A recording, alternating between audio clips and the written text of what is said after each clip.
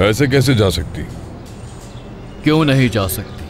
वैसे भी दोनों जिम से बहुत नफरत करती थी। वैसे भी मरहूम हिकमत भाई पर बहुत ज्यादा कर्जा था, तो अब वो सारा कर्जा इसके सर डालकर चली गई दोनों।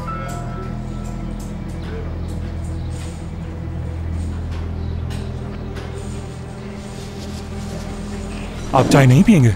नहीं, मुझे काम से जाना है। ये आपका बन रह गया तो क्या हो गया? तुम खा लो या किसी को दे देना।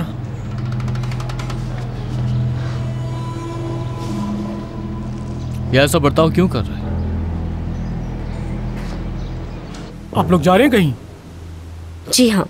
लेकिन सादिया साहिबा ने सख्ती से मना किया है, आप लोग कहीं नहीं जा सकते। हम क्या करें और क्या नहीं, इससे उनका कोई लेना देना नहीं। देखिए, जिद मत करें, मैं आपको जाने नहीं दे सकता।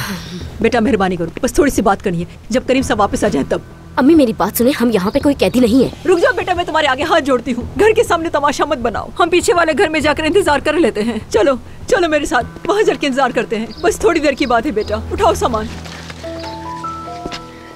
चलो।